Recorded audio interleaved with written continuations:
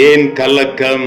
இன்றைய காலகட்டத்தில் நாம் சந்திக்கிற சவால்களும் குடும்ப சூழ்நிலையும் பல்வேறு நிலைகளிலே நம்முடைய ஆத்துமாவை கலங்கடித்து விடுகிறதை பார்க்கிறோமே. பொல்லாத உலகத்தில் எப்படி என் வாழ்க்கை பயணத்தை தொடர முடியும்? இந்த வாழ்க்கை பயணத்தில் எப்படி முன்னேறி செல்ல முடியும்? என் வாழ்வை முடித்துக் கொள்ள ஆசைப்படுகிறேன், என் சூழல் அப்படியா இருக்கிறதே என்று சொல்லுகிற பலரை பார்க்கிறோம். இன்னும் சிலர் தனக்கு நெருக்கமானவர்களிடத்தில் தன்னுடைய பாரத்தை பகிர்ந்து கொள்ள நினைக்கிற பொழுது அதை அப்படியே செயல்படுத்துகிற பொழுது நம்மிடத்திலே கேட்பதை போல கேட்டுவிட்டு பலர் இந்த உலகத்திலே இவனுக்கு இதுவும் வேண்டும் இன்னமும் வேண்டும், இவன் ஆடிய ஆட்டம் என்ன என்று தூற்றுகிற பலரை பார்க்கிறோமே.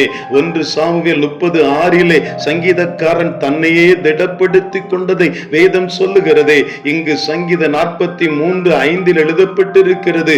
இந்த அருமையான சங்கீதத்தை ஆண்டவர் நம்முடைய கண்முன் கொண்டு வர விரும்புகிறார். என் ஆத்துமாவே, நீ ஏன் கலங்குகிறாய்? ஏன் எனக்குள் தியங்குகிறாய்? தேவனை நோக்கி காத்திரு. என் முகத்திற்கு ரட்சிப்பும் என் தேவனுமாயிருக்கிறவரை நான் இன்னும் துதிப்பேன். மனிதர்களிடத்திலே சொல்லி பிரயோஜனம் இல்லை என்பதை அறிந்த இந்த சங்கீதக்காரன் பாருங்கள், தன் ஆத்துமாவிடத்திலே பேசுகிறான். இன்றைக்கு நம்மை நாமே தட்டி கொடுத்து உற்சாகப்படுத்தி எதிர்மறை எண்ணங்களை களைந்து விட்டு நேர்மறை எண்ணங்களை வாயிலிருந்து வெளிப்படுத்தி இன்றைக்கு முன்னேறி செல்ல ஆண்டவர் அழைக்கிறார். நம்முடைய உணர்ச்சிகள் பல நேரங்களிலே நம்மை அளவைத்து விடலாம். ஆனால் நம்முடைய விசுவாசமே உலகத்தை ஜெயிக்கிற ஜெயம் என்பதை உணர்ந்தவர்களாய் சூழ்நிலையை நொடி பொழுதிலே மாற்ற அதிகாரம் படைத்து அந்த ஆண்டவருக்கு காத்திருப்பதற்கு நம்மை அர்ப்பணிக்க அழைக்கப்பட்டிருக்கிறோம். சூழ்நிலை மாறட்டும், எதிர்காலம் வளமாய் மாறட்டும், வேலை கிடைக்கட்டும், திருமணம் நடக்கட்டும்,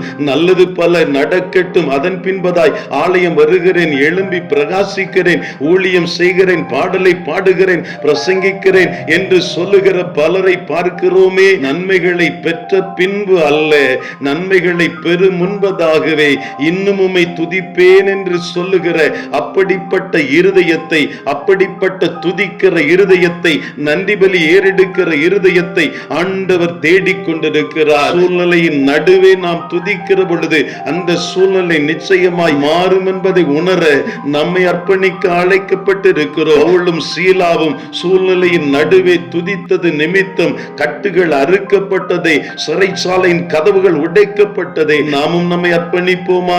என் நெஞ்சே, நீ நம்பிக்கை இழப்பது ஏன்? நீ கலக்கமுறுவது ஏன்? கடவுளையே நம்பி இரு. என் கடவுளின் மீட்பு செயல்களை முன்னிட்டு இன்னும் நான் அவருக்கு நன்றி செலுத்துவேன் என்கிற இருதயம் நம்முடைய இருதயமாய் மாறட்டும்.